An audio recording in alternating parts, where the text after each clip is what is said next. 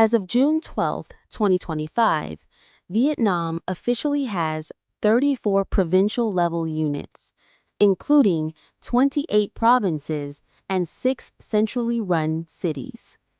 At the local level, the number of communes has been cut from over 10,000 to just 3,321, a major reduction of around 60 to 70%.